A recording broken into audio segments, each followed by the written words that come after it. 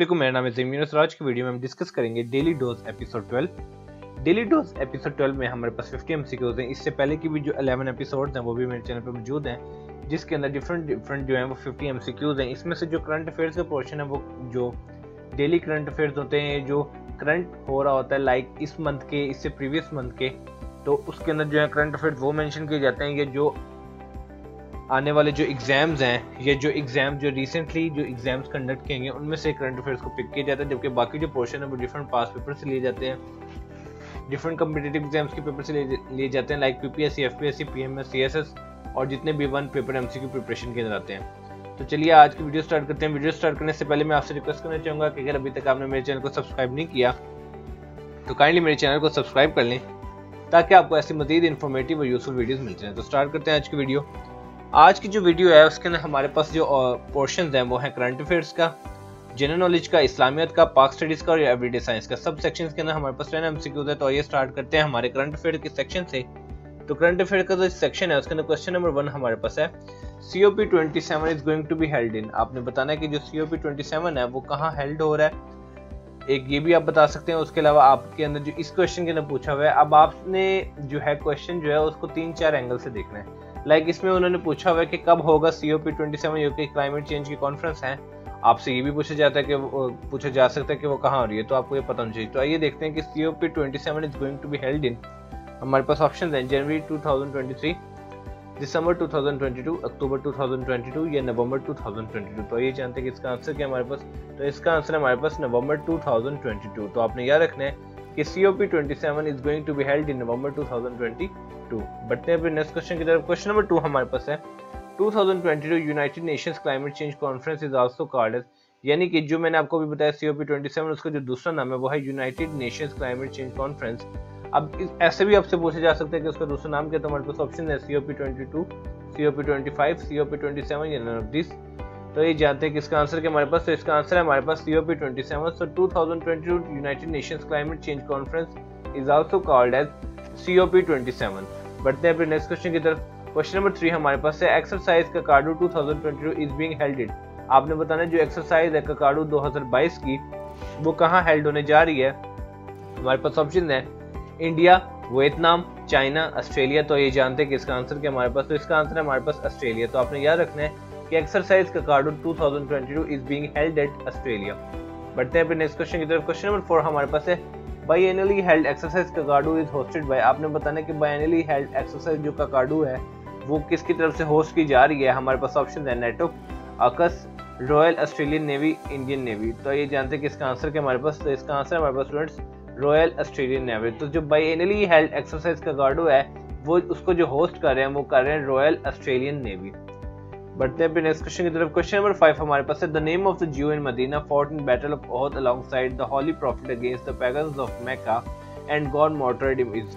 इसके हमने बताना है कि उस Jew का आपने नाम बताना है मदीना के अंदर जो थे जिन्होंने बैटल ओहद की बैटल के अंदर उन्होंने फाइट की against the holy prophet, against the pagans of the Mecca and God martyred him, यानी कि और वो जो है मारे गए। तो हमारे पास ऑप्शंस हैं मुखारिक, काब इब्न अशरफ, हया इब्न इख्ताब, नन ऑफ दिस। तो ये जानते हैं कि इसका आंसर क्या हमारे पास, तो इसका आंसर हमारे पास मुहारिक।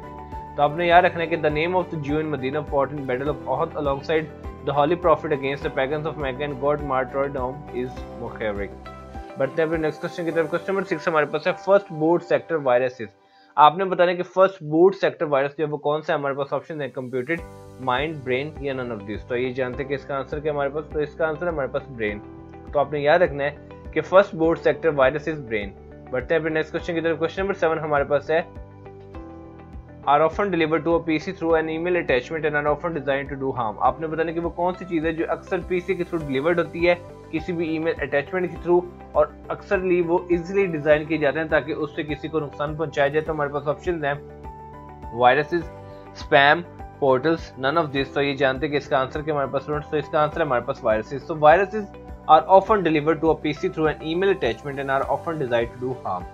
बढ़ते हैं फिर नेक्स्ट क्वेश्चन की तरफ। क्वेश्चन नंबर 8 हमारे पास है, Queen Elizabeth UK longest serving monarch died at the age of. Queen Elizabeth जो है यूनाइटेड किंगडम की उनका लॉन्गेस्ट सर्विंग मोनार्क है। आपने बताना है कि वो अपनी जो है कौन सी एज में जाके उनकी डेथ हुई। तो हमारे पास ऑप्शन है 98, 96, 95 या 99? तो ये जानते हैं कि इसका आंसर क्या हमारे पास, तो इसका आंसर है हमारे पास 96। तो आपने याद रखना है कि Queen Elizabeth UK longest serving monarch died at the age of 96। बढ़ते हैं अपने नेक्स्ट क्वेश्चन की तरफ। क्वेश्चन नंबर 9 हमारे पास है क्वीन एलिजाबेथ 2 डाइड ऑन। आपने बताना है कि क्वीन एलिजाबेथ 2 जो है वो कब डाइड हुई, यानी कि कब वफात पाई। हमारे पास ऑप्शन है 6 सितंबर 2022, 7 सितंबर 2022, 8 सितंबर 2022 या नन ऑफ दिस। तो ये जानते हैं कि इसका आंसर क्या हमारे पास, तो इसका आंसर है हमारे पास 8 सितंबर 2022। तो आपने याद रखना है कि क्वीन एलिजाबेथ 2 डाइड ऑन 8 सितंबर 2022। बढ़ते हैं नेक्स्ट क्वेश्चन की तरफ। क्वेश्चन नंबर 10 हमारे पास है माहिया पेनिनसुला इज लोकेटेड इन। आपने बताना है कि माहिया पेनिनसुला जो है वो कहाँ पे लोकेटेड है। हमारे पास ऑप्शन है ऑस्ट्रेलिया, मलेशिया, जापान, न्यूजीलैंड। तो ये जानते हैं कि इसका आंसर क्या हमारे पास, तो इसका आंसर हमारे पास न्यूजीलैंड।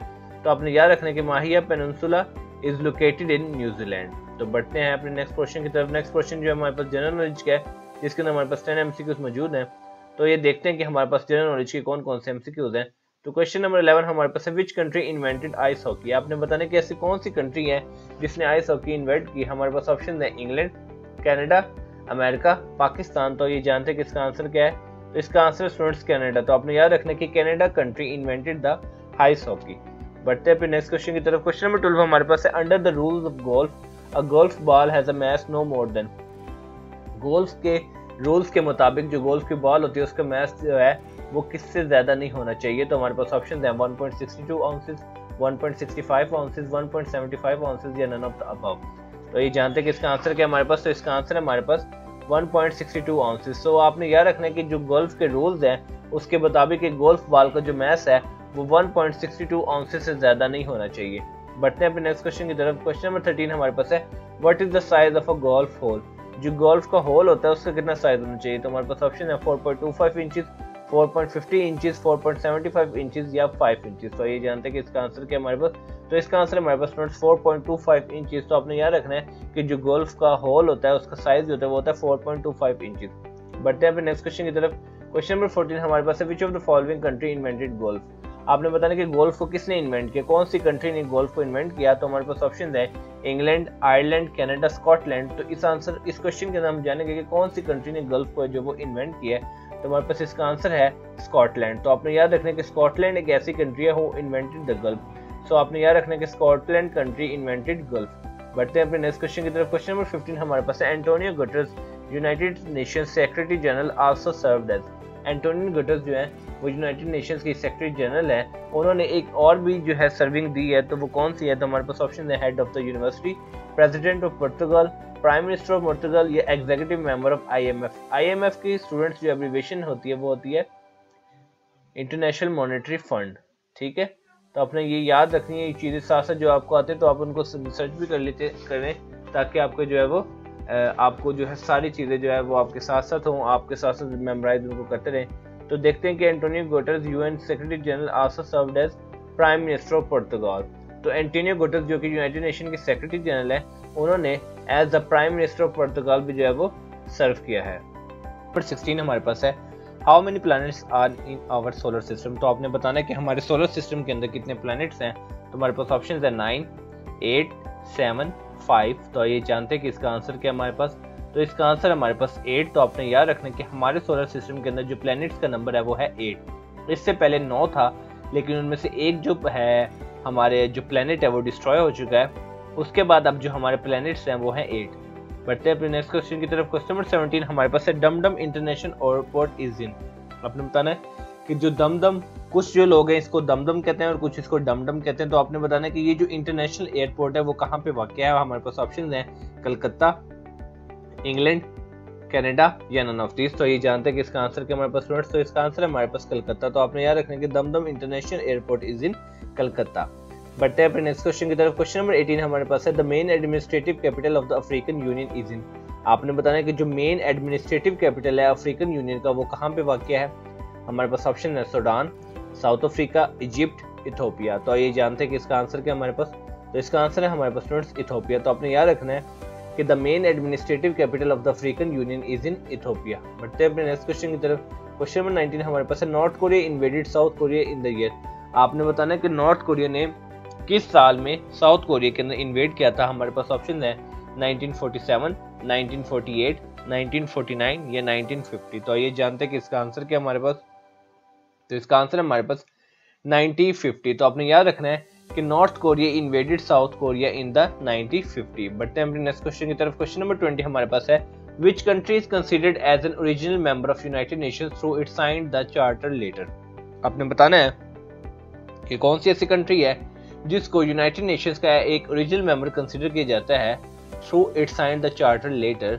हालांकि उसने जो उसको चार्टर पे जो साइन किया था वो लेट किया था, लेकिन फिर भी उसको एज अ ओरिजिनल मेंबर जो है यूनाइटेड नेशंस का कंसीडर किया जाता है। तो हमारे पास ऑप्शन है पोलैंड, इंडिया, यूनाइटेड स्टेट्स या नन ऑफ दिस। तो ये जानते हैं कि इसका आंसर क्या हमारे पास, तो इसका आंसर है हमारे पास पोलैंड। तो आपने याद रखना कि Poland is considered as an original member of United Nations through it signed the charter letter. बढ़ते हैं अपने नेक्स्ट क्वेश्चन की तरफ। और नेक्स्ट क्वेश्चन हमारे पास है इस्लामियत का।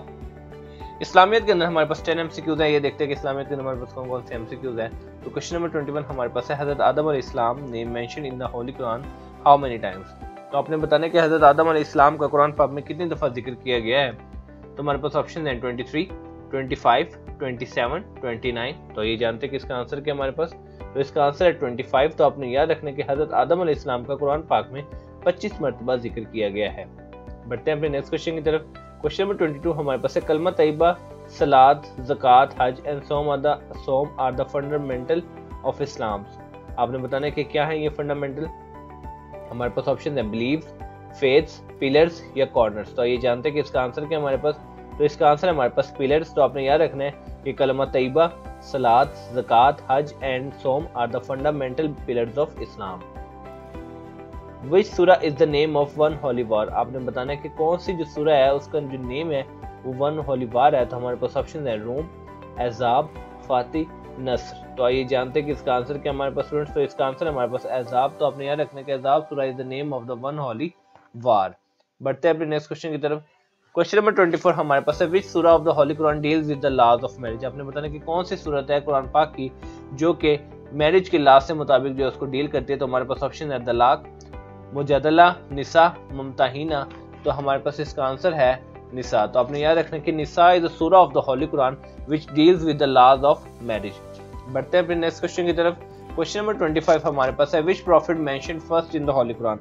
आपने बताना है कि कौन से प्रॉफिट को सबसे पहली बार जो है वो कुरान पाक में मेंशन किया गया। हमारे पास ऑप्शन है हजरत इब्राहिम अलैहिस्सलाम, हजरत आदम अलैहिस्सलाम, हजरत नूह अलैहिस्सलाम या हजरत मोहम्मद सल्लल्लाहु अलैहि वसल्लम। तो ये जानते हैं कि इसका आंसर क्या है कि which prophet mentioned first in the holy Quran. तो हमारे पास इसका आंसर है हजरत आदम अलैहिस्सलाम। तो आपने याद रखना है कि हजरत आदम अलैहिस्सलाम mentioned first in the holy Quran. बढ़ते हैं अपने नेक्स्ट क्वेश्चन की तरफ। क्वेश्चन नंबर 26 हमारे पास है, इन विच सूरा हिजरत ऑफ द होली प्रॉफिट सल्लल्लाहु अलैहि वसल्लम मेंशन्ड। तो आपने बताना कि कौन सी सूरत के अंदर जो हिजरा है हजूर पाक सल्लल्लाहु अलैहि वसल्लम की उसको मेंशन किया गया है हिजरत को। तो हमारे पास ऑप्शन है आराफ और नुहू, अनफाल। तो ये जानते हैं कि इसका आंसर क्या हमारे पास, तो इसका आंसर हमारे पास अनफाल। तो आपने याद रखने कि अनफाल सूरत के अंदर हजूर पाक सल्लल्लाहु अलैहि वसल्लम की हिजरत को मेंशन किया गया है। बढ़ते हैं फिर नेक्स्ट क्वेश्चन की तरफ। What is the name of the 11th पारा ऑफ द होली कुरान। आपने बताना कि जो 11वां पारा है कुरान पाक का उसका नाम क्या है। तो हमारे पास ऑप्शन है यतज़िरून, वमिनन दाबाद, वमा उब्रियू या रुबामा। तो ये जानते हैं कि इसका आंसर क्या हमारे पास, तो इसका आंसर है हमारे पास यतज़िरून। तो आपने याद रखना कि यतज़िरून is the name of the 11th पारा ऑफ द होली कुरान। बढ़ते हैं अपने नेक्स्ट क्वेश्चन की तरफ। लैलतुल कदर इज बेटर देन। हमारे पास ऑप्शन हैं 1000 डेज, 1000 आवर्स, 1000 मंथ्स या 1000 ईयर्स। तो ये जानते हैं कि इसका आंसर क्या हमारे पास, तो इसका आंसर है हमारे पास 1000 मंथ्स। तो आपने बताना है कि लैलतुल कदर जो है ना, एक रात जो है वो 1000 महीनों से बेहतर है। बढ़ते हैं अपने नेक्स्ट क्वेश्चन की तरफ। What is the name of the 13th पारा ऑफ द होली कुरान। आपने बताना है कि होली कुरान के 13वें पारे का क्या नाम है। हमारे पास ऑप्शन है यतज़िरून, वमिनन दाबाद, वमा उब्रियू या रुबामा। तो ये जानते हैं कि इसका आंसर क्या हमारे पास गाइस, तो इसका आंसर है हमारे पास वमा उब्रियू। तो वमा उब्रियू is the name of the 13th पारा ऑफ द होली कुरान। बढ़ते हैं अपने नेक्स्ट क्वेश्चन की तरफ। क्वेश्चन नंबर 30 हमारे पास है, what is the name of the 12th पारा ऑफ द होली कुरान। तो हमारे पास ऑप्शन है यतज़िरून, वमिनन दाबाद, वमा उब्रियू या रुबामा। तो ये जानते हैं कि इसका आंसर क्या हमारे पास, तो इसका आंसर है हमारे पास वमिनन दाबाद। तो आपने याद रखना है कि 11वें पारा जो है होली कुरान का उसका नाम क्या था, यतज़िरून। 12वें पारे का नाम है वमिनन दाबाद और 13वें पारे का नाम है वमा उब्रियू। तो ये था हमारे पास इस्लामियत का सेक्शन। बढ़ते हैं अपने नेक्स्ट सेक्शन की तरफ। नेक्स्ट सेक्शन जो है वो हमारे पास पाक स्टडीज का है और पाक स्टडीज के अंदर भी हमारे पास 10 एमसीक्यूज है। तो ये देखते हैं कि इसके अंदर हमारे पास कौन से एमसीक्यूज है। तो क्वेश्चन नंबर 31 हमारे पास है relics of the stone tools found in caves and terraces that date back to Pleistocene period that have been discovered in। आपने बताना कि जो relics थी stone tools की जो कि caves और terraces में फाउंड की जाए, अगर हम Pleistocene पीरियड में चले जाएं तो वो कौन से कहाँ पे डिस्कवर्ड हुए थे। तो हमारे पास ऑप्शन है सिंध, पंजाब, बलोचिस्तान या नन ऑफ दिस। तो ये जानते हैं स्टूडेंट्स कि इसका आंसर क्या हमारे पास। तो इसका आंसर हमारे पास पंजाब। तो आपने याद रखने के relics of stone tools found in the caves and the terraces that date back to the Pleistocene period has been discovered in Punjab. बढ़ते हैं अपने नेक्स्ट क्वेश्चन की तरफ। क्वेश्चन नंबर 32 हमारे पास recent earthquake of October 2005 was result of. आपने बताना है कि जो 2005 के अंदर ज़लज़ला आया था वो किस वजह से आया था। तो हमारे पास ऑप्शन है volcanic activity, tectonic dislocation, severe flooding या नन ऑफ दिस। तो ये जानते हैं कि इसका आंसर क्या स्टूडेंट्स। तो इसका आंसर है हमारे पास टेक्टोनिक डिसलोकेशन। तो ये एग्जाम जो है ये पास पेपर से लिया गया। तो आपने याद रखना है कि जो अर्थक्वेक जो था अक्टूबर का जो कि 2005 में पेश आया था वो था टेक्टोनिक डिसलोकेशन का रिजल्ट था वो। बढ़ते हैं फिर नेक्स्ट क्वेश्चन की तरफ। चौधरी रहमत Ali the architect of the name of the Pakistan died on. इधर से आपको ये भी इंफॉर्मेशन मिलेगी कि चौधरी रहमत अली ने पाकिस्तान का जो नेम है वो सजेस्ट किया था। अब उनकी जो वफात है वो कब हुई। हमारे पास ऑप्शन है 1950, 1951, 1953, 1954। तो ये जानते हैं कि इसका आंसर क्या हमारे पास। तो इसका आंसर है हमारे पास 1951। तो आपने याद रखना कि चौधरी रहमत Ali the architect of the name of the Pakistan died on 1951। तो इसमें दो बातें आपको मिल गई इस क्वेश्चन के अंदर कि चौधरी रहमत अली ने पाकिस्तान का नाम तजवीज़ किया था, उनकी जो वफात है वो हुई थी 1951 में। बढ़ते हैं नेक्स्ट क्वेश्चन की तरफ। The legal framework order which amended a constitution of Pakistan unilaterally was issued by. जो लीगल फ्रेमवर्क ऑर्डर था जिसने कॉन्स्टिट्यूशन ऑफ पाकिस्तान को यूनिलेटरली जो है वो अमेंड किया था वो किसकी तरफ से इशू हुआ था। हमारे पास ऑप्शन है याह्या खान, अयूब खान, ज़ियाउल हक या नन ऑफ दिस। तो ये जानते हैं कि इसका आंसर क्या हमारे पास। तो इसका आंसर है हमारे पास याह्या खान। तो आपने याद रखना है कि the legal framework order which amended a constitution of Pakistan unilaterally was issued by Yahya Khan. Next question हमारे पास है अंजुमन Islamia Punjab was founded for the renaissance of the Islam in the year। आपने बताना कि अंजुमन इस्लामिया पंजाब जो है वो कब फाउंड हुई। तो हमारे पास ऑप्शन है 1849, 1859, 1869 या नन ऑफ दिस। तो ये स्टूडेंट्स के जानते हैं कि इसका आंसर क्या हमारे पास। तो इसका आंसर है हमारे पास 1859। तो आपने याद रखना कि Anjuman Islamia Punjab was founded for the renaissance of Islam in the year 1859। दो चीजें आपने याद रखनी है, अंजुमन इस्लामिया पंजाब और डेट क्या है उसकी, कब फाउंड हुई, 1859 में। नेक्स्ट क्वेश्चन हमारे पास है the semen commission arrived in India on. आपने बताया कि जो सीमन कमीशन था वो इंडिया में कब अराइव हुआ। तो हमारे पास ऑप्शन है 3 फरवरी 1927, 3 फरवरी 1928, 3 फरवरी 1929 या नन ऑफ दिस। तो ये जानते हैं कि इसका आंसर क्या स्टूडेंट्स। तो इसका आंसर है हमारे पास 3 फरवरी 1928। तो आपने याद रखना है कि semen commission arrived in India on 3 फरवरी 1928। बढ़ते हैं अपने नेक्स्ट क्वेश्चन की तरफ। क्वेश्चन नंबर 37 हमारे पास है the British prime minister Ramsay McDonald announced the communal award in 1932 at the end of. आपने बताना कि जो British prime minister Ramsay McDonald जो थे उन्होंने एक कम्युनल अवार्ड जो है वो अनाउंस किया था 1932 में। ये कब उन्होंने अनाउंस किया था। हमारे पास ऑप्शन है first round table conference, second round table conference, third round table conference या नन ऑफ दिस। तो ये जानते हैं कि इसका आंसर क्या हमारे पास। तो इसका आंसर है हमारे पास सेकंड राउंड टेबल कॉन्फ्रेंस। तो आपने याद रखना है कि British prime minister Ramsay McDonald announce the communal award in 1932। एक तो आपने याद रखना है कि 1932 के अंदर जो उन्होंने अनाउंस किया था, और एक दूसरी बात आपने याद रखनी है कि at the end of the second round table conference के टाइम पे उन्होंने ये अनाउंस किया था। तीन चीजें इसमें से याद है, British prime minister Ramsay McDonald, communal award, 1932 second round table conference. बढ़ते हैं नेक्स्ट क्वेश्चन की तरफ। क्वेश्चन हमारे पास है all India Muslim league observe the direct action day on. आपने बताना कि ऑल इंडिया मुस्लिम लीग ने डायरेक्ट एक्शन डे जो है वो कब ऑब्जर्व किया था। हमारे पास ऑप्शन है अगस्त 6, 1944, अगस्त 6, 1945, अगस्त 6, 1946 या अगस्त 16, 1946। तो ये जानते हैं कि इसका आंसर क्या हमारे पास। तो इसका आंसर हमारे पास अगस्त 16, 1946। तो आपने याद रखना है कि all India Muslim league observe the direct action day on August 16, 1946। बढ़ते हैं अपने नेक्स्ट क्वेश्चन की तरफ। क्वेश्चन नंबर 39 हमारे पास है with regard the division of the power between federation and provinces the constitution of Pakistan 1962 was provided with. अगर हम इस चीज को रिगार्ड करें जो कि पावर थी between the federation and provinces, तो जो 1962 का कॉन्स्टिट्यूशन था वो किस तरफ से प्रोवाइड किया गया था, या जब वो प्रोवाइड किया गया था तो किस चीज़ों के साथ किया गया था। हमारे पास ऑप्शन है single list of subject, 2 list of subjects, 3 list of subject या नन ऑफ दिस। तो ये जानते हैं कि इसका आंसर क्या हमारे पास, तो इसका आंसर है हमारे पास 2 लिस्ट ऑफ सब्जेक्ट्स। तो आपने याद रखना है कि if we regard the division of power between the federation and provinces, जो कॉन्स्टिट्यूशन था पाकिस्तान को 1962 का, was provided with 2 list of subjects. बढ़ते हैं अपने नेक्स्ट क्वेश्चन की तरफ। The government of Pakistan established the Indus river system authority in the year. इस क्वेश्चन के अंदर आपने बताना है कि गवर्नमेंट ऑफ पाकिस्तान यानी कि हुकूमत पाकिस्तान ने जो इंडस रिवर सिस्टम अथॉरिटी जो है उसको एस्टैब्लिश किया था, वो कब किया था? तो हमारे पास ऑप्शन है 1960, 1972, 1983, 1992। तो ये जानते हैं कि इसका आंसर क्या हमारे पास, तो स्टूडेंट्स का आंसर है हमारे पास 1992। तो आपने याद रखना है कि the government of Pakistan establish the Indus river system authority in the 1992। तो आपने 3 बातें याद रखनी है, government of Pakistan establish the Indus river system authority इन 1992। बढ़ते हैं अपने नेक्स्ट क्वेश्चन की तरफ। नेक्स्ट क्वेश्चन जो है वो हमारे पास एवरीडे साइंस का है, जिसके अंदर हमारे पास 10 MCQ है। तो ये स्टार्ट करते हैं आज की वीडियो। क्वेश्चन नंबर 41 हमारे पास है freezing point of water is. आपने बताना है कि वाटर का फ्रीजिंग पॉइंट क्या होता है। तो हमारे पास ऑप्शन है 0 degree Celsius, -2 degree Celsius, -4 degree Celsius या नन ऑफ द अबव। तो इसका आंसर स्टूडेंट्स हमारे पास 0 डिग्री सेल्सियस। तो फ्रीजिंग पॉइंट अगर वाटर की बात करें तो वो होता है उसका 0 डिग्री सेल्सियस। बढ़ते हैं नेक्स्ट क्वेश्चन की तरफ। The melting point of ice is. आपने बताना है कि मेल्टिंग पॉइंट जो आइस का वो क्या होता है। हमारे पास ऑप्शन है 0 degree Celsius, 100 degree Celsius, 40 degree Celsius या -40 डिग्री सेल्सियस। तो ये जानते हैं कि इसका आंसर क्या हमारे पास, तो इसका आंसर हमारे पास 0 डिग्री सेल्सियस। तो मेल्टिंग पॉइंट भी जो आइस का होता है वो भी होता है 0 डिग्री सेल्सियस पे। बढ़ते हैं अपने नेक्स्ट क्वेश्चन की तरफ। क्वेश्चन नंबर 43 हमारे पास है how many dynes are there in 1 gram weight. आपने बताना है कि 1 ग्राम वेट के अंदर कितनी डाइंस होती हैं। अगर आपने सिस्टम इंटरनेशनल यूनिट्स पढ़े हैं तो आपको ये जरूर पता होगा कि डाइंस जो हैं वो 1 ग्राम के अंदर कितने डाइंस होते हैं। लेकिन अगर नहीं पता तो इस क्वेश्चन में हमें पता चल जाएगा कि 1 ग्राम के अंदर कितने डाइंस होते हैं। तो हमारे पास ऑप्शन है 993, 981, 250 या 375। तो ये जानते हैं कि इसका आंसर क्या स्टूडेंट्स हमारे पास, तो इसका आंसर है हमारे पास 981। तो आपने याद रखना है कि 981 dynes are there in 1 gram weight, यानी कि 1 ग्राम वेट के अंदर 981 डाइंस होती हैं। बढ़ते हैं नेक्स्ट क्वेश्चन की तरफ। क्वेश्चन नंबर 44 हमारे पास है ornithology is the study of.